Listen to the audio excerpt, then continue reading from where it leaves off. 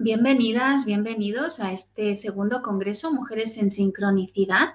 Yo soy Rosa Boquera, psicóloga y terapeuta transpersonal, y hoy me gustaría invitaros a hacer un recorrido.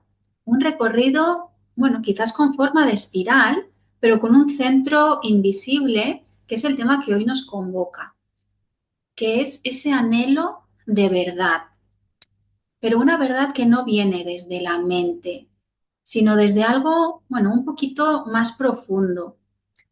Viene desde el alma, desde el self o ser esencial, ¿no? Desde, bueno, al final desde eso que somos más allá de nuestras máscaras. Y sin embargo, para llegar a ese centro, no podemos saltarnos el borde, no podemos evitar la periferia, ¿no? No podemos despreciar el lugar desde donde empezamos, que no es otro que el ego.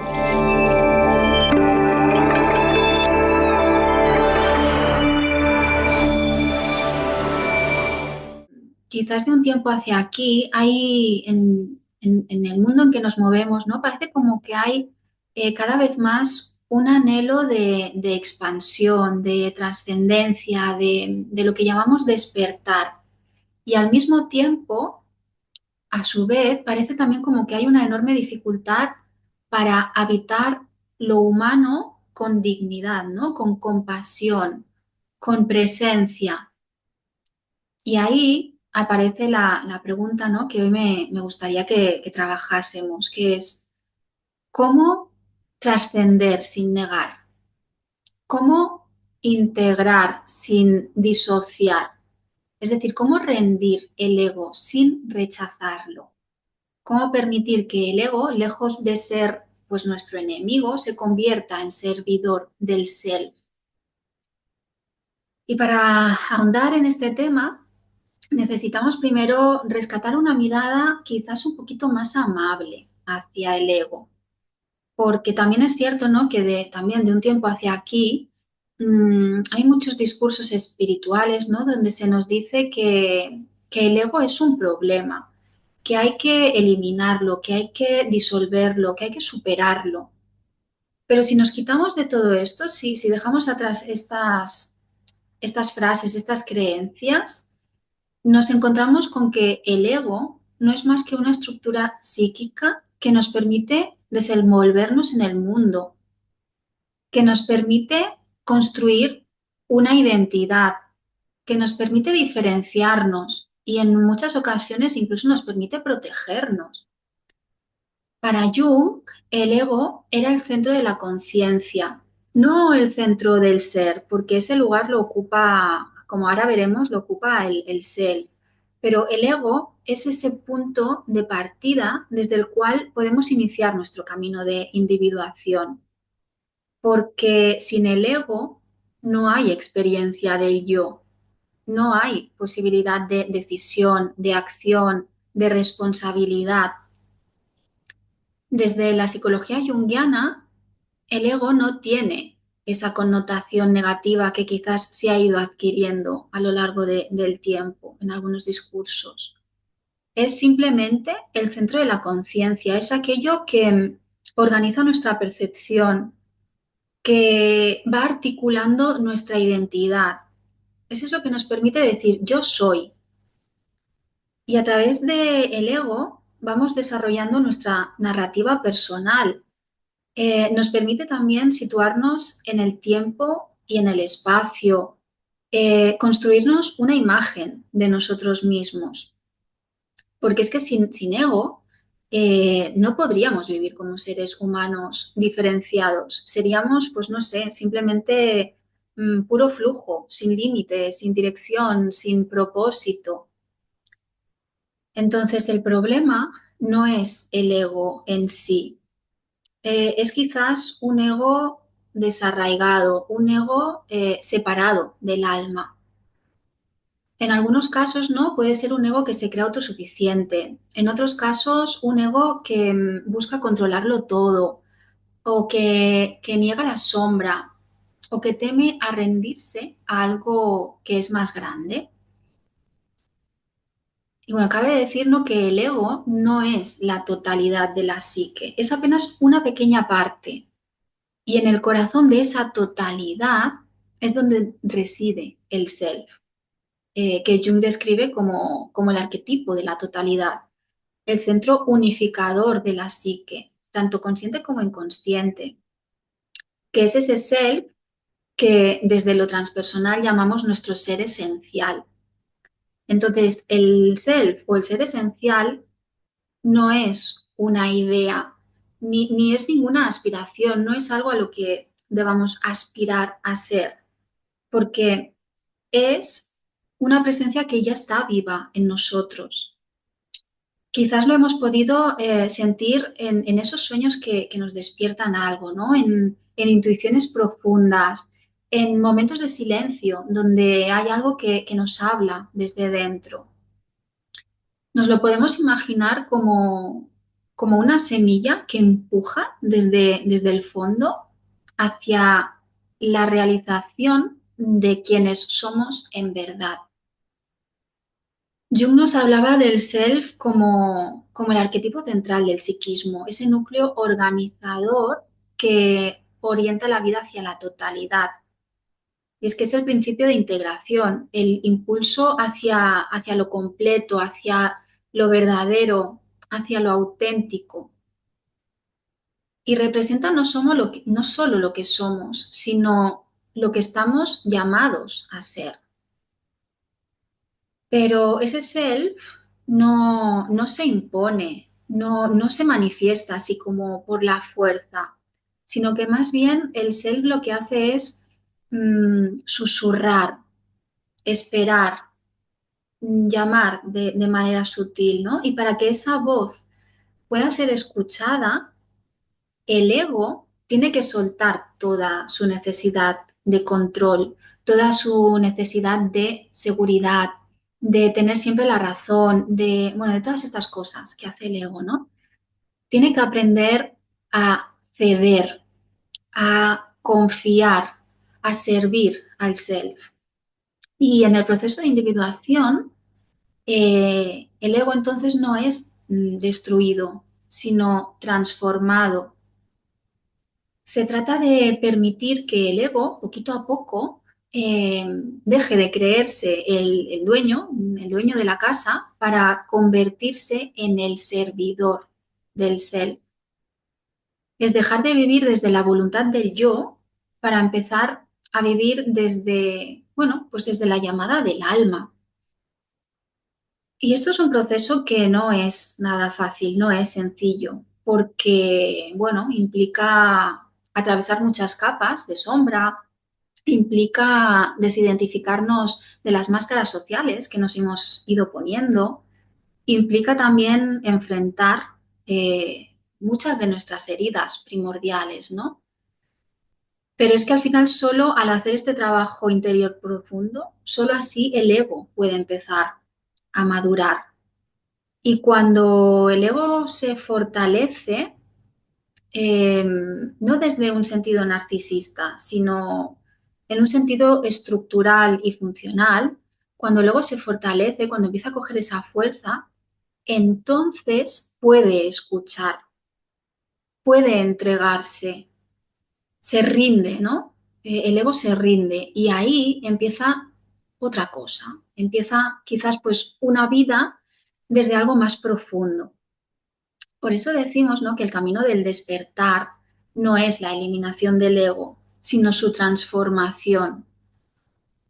Una transformación que no ocurre pues, por un decreto o por una iluminación, por un despertar espontáneo, no tiene nada que ver con eso, ¿no? Sino que es un proceso que es sostenido, profundo, a veces diría casi siempre doloroso, pero es un proceso de rendición consciente. Y desde lo transpersonal se entiende de igual manera que desde lo junguiano, ¿no? El ego tampoco es una figura a erradicar, sino a integrar. En muchos modelos del desarrollo de la conciencia, como por ejemplo los de Ken Wilber o Stanislav Grof, se describe como un viaje que comienza en un ego egocéntrico, que después pasa por un ego que es más consciente y que finalmente culmina en un ego transpersonal. Y esto no es un viaje lineal ni automático, ¿no? No es nada que esté garantizado. Y ahí es donde muchas veces nos tropezamos, ¿no? Porque hay veces que se intentan vivir experiencias de expansión de la conciencia, de solución del yo, de unión con lo divino, pero sin una estructura del ego sana. Y entonces el resultado no es esa iluminación que se va anhelando, sino una fragmentación. Y hay muchas veces, ¿no?, que se han vivido pues experiencias espirituales intensas, ¿no? Visiones, despertares, desperfiles del yo, pero que no tienen una estructura interna que pueda sostener ese nivel de apertura. Y entonces las personas se desregulan, se desorientan, se confunden y muchas veces incluso sufren por ello. Por eso es fundamental tener en cuenta que lo transpersonal no puede darse sin lo personal, que no se puede trascender lo que no se ha integrado, que no se puede soltar lo que nunca se sostuvo. Entonces, como terapeutas, ¿no?, la labor no es empujar a nadie hacia estos estados ampliados de conciencia, sino más bien es acompañar los procesos reales de cada persona, con sus ritmos, con sus heridas, con sus resistencias también. Y cuando el ego está listo, cuando ya ha hecho todo su trabajo, entonces sí que puede abrirse a lo más profundo. Pero la rendición del ego no es una imposición, es más bien, bueno, pues un acto de madurez. Entonces, ¿cómo se trabaja esto en terapia, no? ¿Cómo lo podemos trabajar en terapia? ¿Qué significa en la práctica acompañar al ego a ponerse al servicio del ser? Pues en primer lugar, implica acompañar a construir una identidad saludable. Eso significa validar el yo de la persona, escuchar sus necesidades, acoger sus heridas, permitirle habitar su historia, porque no hay trascendencia sin presencia. No hay disolución sin antes haber ocupado el propio lugar en el mundo. Y muchas veces, ¿no?, el ego, llegamos con un ego que está debilitado, que está herido, que está fragmentado, porque quizás venimos de familias pues donde no nos hemos sentido vistos, donde tuvimos que adaptarnos o incluso donde tuvimos hasta que desaparecer. Y en esos casos, ¿no?, el trabajo no es espiritualizar el dolor, sino permitir que la persona se nombre, se exprese, se afirme, se valide. Y solo después, cuando ya hay una base sólida, puede surgir ahí el movimiento de entrega. Y ahí aparece un momento clave en todo proceso terapéutico, ¿no? Que es el momento de dejar de controlar, de soltar todas las certezas, de poder abrirnos al misterio, al final de confiar en algo que es más grande. Y es aquí donde herramientas como por ejemplo la meditación, la respiración consciente, hacer un trabajo corporal, el silencio, el símbolo, los mitos, los sueños, todo eso nos ayuda a conectar con el self, pero no como una forma, como una idea, sino como una vivencia real. Y cuando esa vivencia se hace cuerpo, cuando el alma empieza a hablar, entonces el ego ya no necesita dirigir. Entonces puede colaborar, puede ponerse al servicio, que estábamos diciendo. Puede rendirse sin desaparecer. Y este giro es sutil pero profundo en un trabajo terapéutico, ¿no? Es ayudar al ego a dejar de ser el protagonista, pero sin expulsarlo de la escena. Y en este proceso muchas veces aparece una de las grandes trampas del camino del crecimiento, que es el bypass espiritual. Bueno, ¿qué es eso del bypass espiritual? Pues es el uso de ideas, de prácticas, incluso de creencias espirituales para evitar afrontar pues heridas emocionales, traumas no resueltos, conflictos profundos que llevamos arraigados. Es como esa tendencia a querer saltar directamente a la luz sin haber atravesado la sombra, a identificarse con eso divino sin haber encarnado lo humano. Entonces, es como utilizar conceptos elevados para evitar pues, el encuentro con el dolor, con la historia personal, con las emociones que nos son incómodas, con la herida infantil que llevamos. A veces incluso con la excusa de no identificarnos con el ego, dejamos de hacernos responsables de nuestras proyecciones, de nuestros vínculos, de nuestros límites. Y cuántas veces hemos escuchado, y seguramente no solo escuchado, sino cuántas veces habremos dicho frases como, eso es solo tu ego, todo es ilusión, no te enganches al drama, tú no eres tu emoción. Y todo esto son afirmaciones que son verdad, tienen una verdad profunda, pero a la vez también pueden convertirse en mecanismos de defensa que se usan para evitar el contacto con lo que duele, con lo que nos incomoda, con lo que nos desarma. Y el resultado de ello, pues, es una espiritualidad deshumanizada, una espiritualidad etérea, desencarnada. Es como que nos convertimos en nubes que flotan sobre el cuerpo, pero que no caminan su tierra, ¿no? Como Ícaro, el ego que vuela demasiado alto con alas de cera y termina cayendo. Y no por un castigo, sino por exceso de luz sin raíz. Aquí Ícaro es símbolo de ese ego inflado, ¿no? Que intenta acercarse al sol, al espíritu, sin integrar el cuerpo, sin integrar la sombra, la tierra. Y sus alas de cera, frágiles, artificiales, representan esa ilusión de poder volar sin haber hecho el trabajo interno. Y la caída no es un error, es una llamada al centro, una corrección simbólica para volver el equilibrio. Entonces, la espiritualidad no puede ser una forma más de evasión, no puede convertirse en una anestesia, porque el alma no quiere que nos elevemos sin raíces, no quiere que vivamos en las alturas sin haber bajado al sótano de nuestra psique, como Perséfone, ¿no? Que nos enseña que a veces hay que morir un poco para volver a nacer un poquito más sabia. Su mito, el mito de Perséfone, representa la necesidad de honrar las bajadas del alma como parte del ciclo, el ciclo de la vida.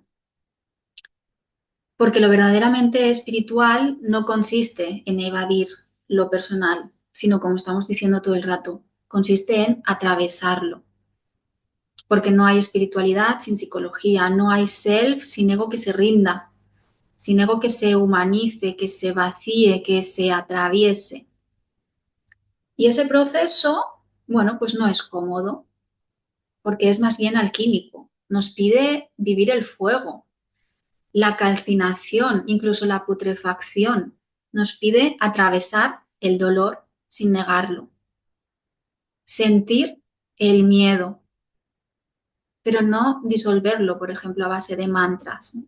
Es aceptar la sombra, no disfrazarla de luz.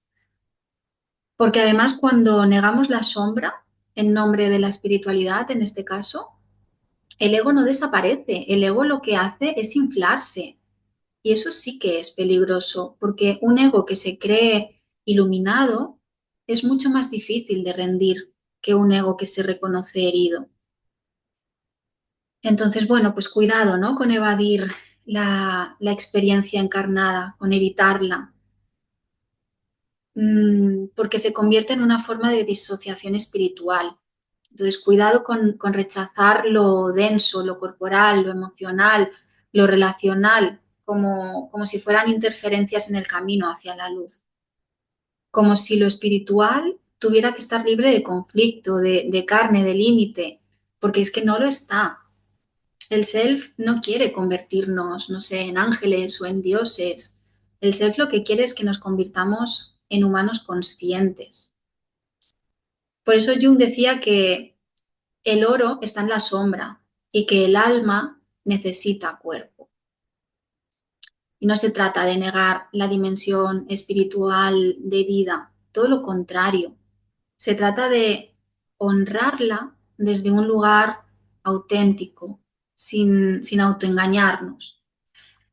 Y para eso, pues necesitamos abrazar nuestra historia, necesitamos abrazar nuestra infancia, nuestras heridas, nuestras contradicciones.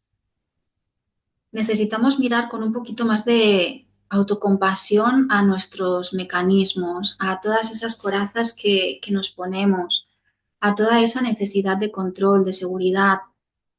Necesitamos incluso llorar lo que no se lloró, poner límites donde no se pusieron, poder decir basta hasta aquí, donde antes nos callábamos, y también poder decir te quiero, te amo, sin miedo a ser rechazados o rechazadas, porque esa es la verdadera rendición del ego, no desaparecer, sino rendirse al amor. Desde la psicología transpersonal sabemos que lo sagrado habita en cada rincón de lo humano. Sabemos que la luz no es lo opuesto a la oscuridad, a la sombra, sino que nace de su integración, que el cuerpo no es un obstáculo para el alma, sino su templo, y que no se trata de volar lejos de nuestra historia, sino de habitarla con presencia, con dignidad, con amor. Y esto, claro, nos confronta, porque no es fácil mirar nuestras heridas sin juicio. No es fácil sostener el miedo, la rabia, la vergüenza, incluso la soledad. No es fácil dejar de idealizar la espiritualidad como un refugio y empezar a vivirla como una forma de encarar la verdad, de encarnarla. Pero es que no hay otra vía. El ego solo puede rendirse cuando ha sido escuchado, cuando ha sido visto en su necesidad de protegernos. Y como decía antes, ¿no? En términos junguianos, esto es un proceso alquímico. La materia prima es nuestra psique con todas sus contradicciones.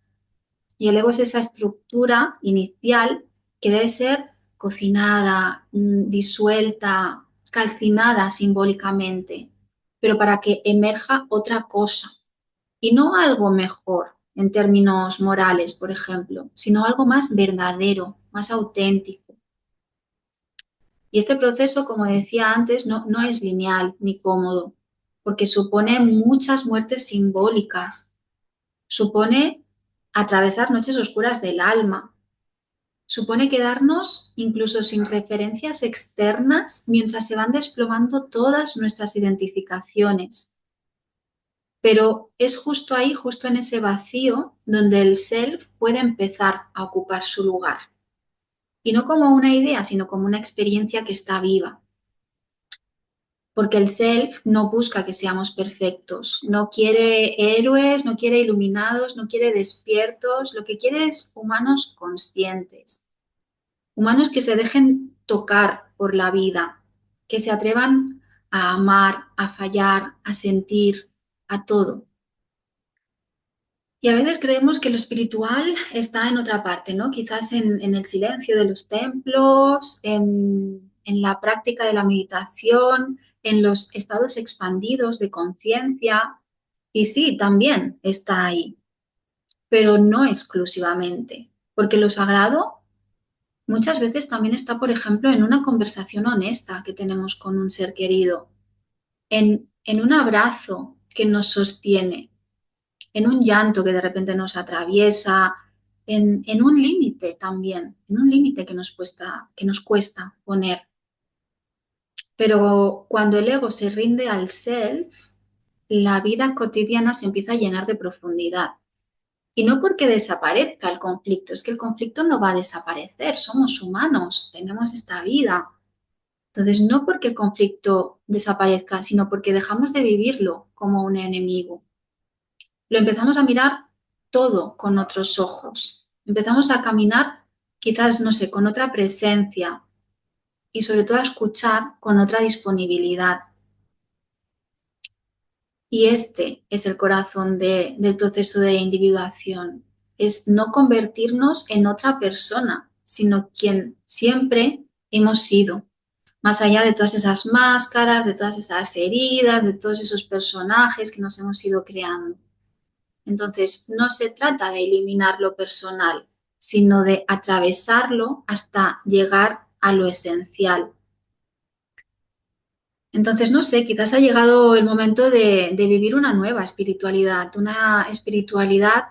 radicalmente humana, que no niegue lo personal, sino que lo honre como puerta de acceso a lo transpersonal.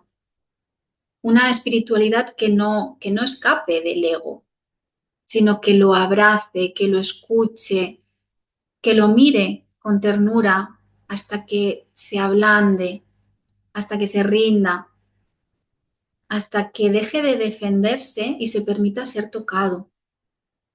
Y solo entonces algo más grande que nosotros, el ser, ese ser esencial, entonces puede ocupar su lugar. Y cuando eso ocurre, no nos volvemos perfectos, no nos volvemos lumínicos, no nos volvemos seres despiertes, ni inmunes al dolor, ni nada de eso. Simplemente nos volvemos verdaderos, nos volvemos auténticos. Y desde ahí, desde esa verdad humilde, empezamos a vivir de otra manera, a mirar de otra manera, a amar, a acompañar de otra manera. Así que quizás no es necesario tener prisa para disolver ese ego. No tengamos miedo de habitar lo humano y no caigamos en la trampa de este atajo espiritual, porque el alma no busca esa trascendencia sin cuerpo. El alma quiere encarnación, integración, totalidad. Y eso no se consigue evadiendo lo que somos, sino entrando en ello con un corazón abierto. Solo así el ego se rinde y solo así el ser despierta. Y os propongo hacer una breve visualización para, bueno, pues para habitar todo esto que hemos estado hablando. Así que, bueno, si te sientes cómoda, si te sientes cómodo, te invito a cerrar suavemente tus ojos, tomar conciencia de tu cuerpo, de tu respiración. Observa la entrada y la salida del aire por tus fosas nasales. Observa cómo estás, cómo te encuentras, tus sensaciones corporales, tus emociones, tus pensamientos, cómo van, cómo vienen. Dale espacio a todo ello. Acomoda tu cuerpo si lo necesitas. Permite que se reajuste. Respira. Siéntete. Siente el contacto de tus pies con el suelo, el contacto con la superficie en la que te apoyas.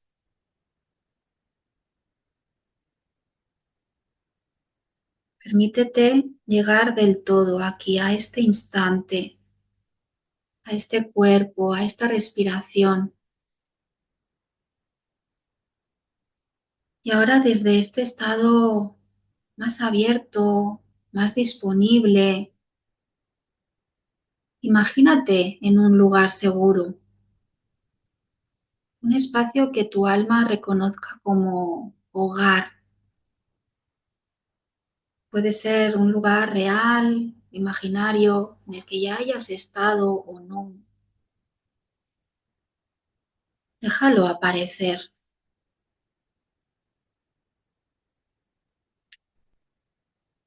Y en ese lugar seguro para ti,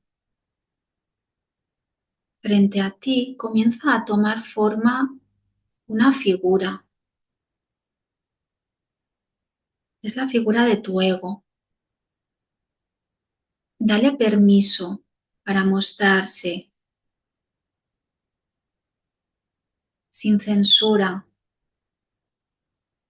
sin intentar imponerle nada, sin intentar mejorarlo, sin esconderlo. Déjalo que vaya apareciendo ante ti. Ve configurando esta imagen. ¿Cómo es? ¿Qué apariencia tiene? ¿Cómo es su físico? ¿Cómo se viste? ¿Cómo son sus gestos? Su manera de moverse, de caminar, su expresión facial. Déjalo moverse si lo necesita y déjalo hablar si quiere. Escucha su voz.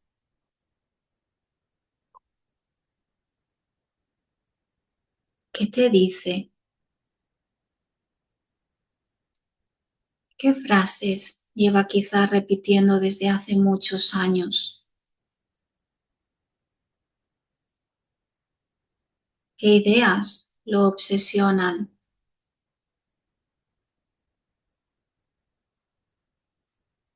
Quizás puedes preguntarle, ¿a qué le temes? ¿De qué tienes miedo?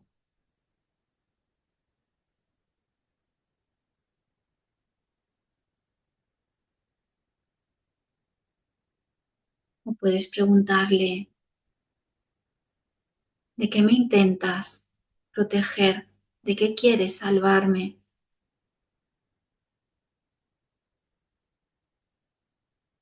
Y escucha lo que tiene para decirte.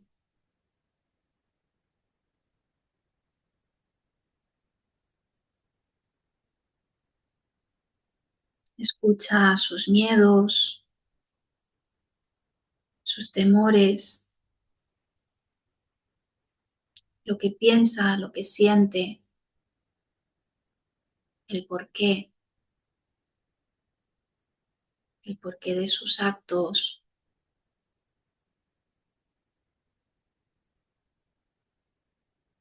Dale espacio para que se exprese.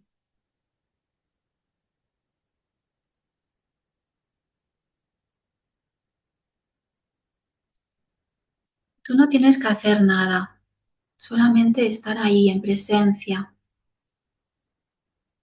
mirándolo, como quien acompaña a un viejo amigo que ha estado durante mucho tiempo ahí solo.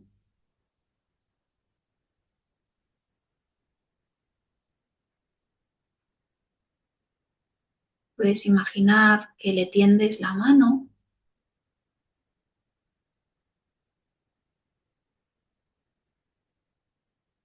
y con delicadeza, con ternura, con amabilidad, le puedes preguntar, ¿qué pasaría si te permitieras descansar? ¿Qué pasaría si no tuvieras que sostenerlo todo?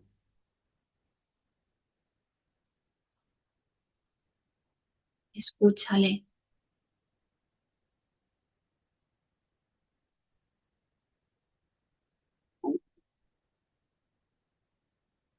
¿Qué pasaría si no tuvieras que estar siempre alerta, siempre preparado, siempre en disposición?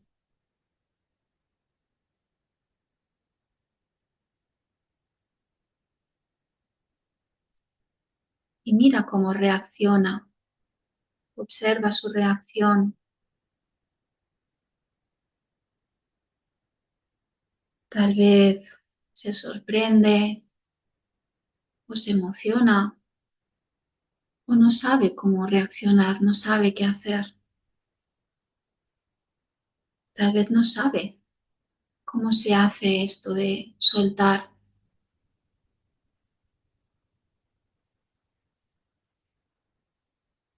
Así que pregúntale, ¿qué pasaría si pudieras confiar en algo más grande que tú,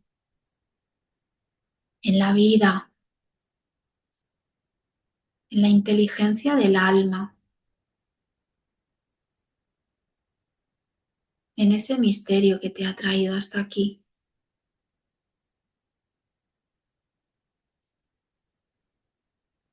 Y observa qué sucede en su cuerpo.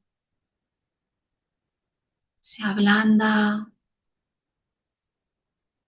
se sienta, llora, ríe, se deja abrazar.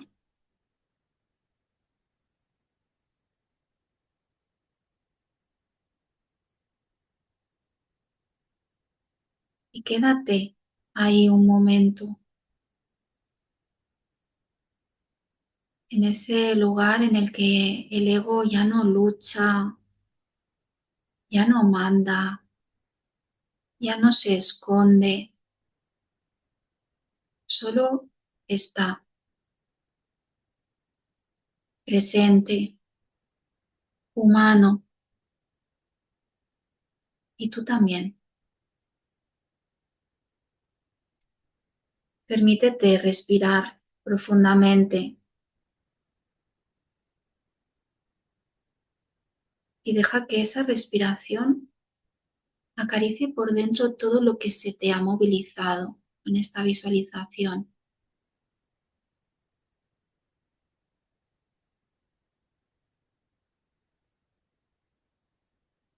Respiras y poco a poco vuelves de nuevo a sentir tu cuerpo, el peso de tu cuerpo,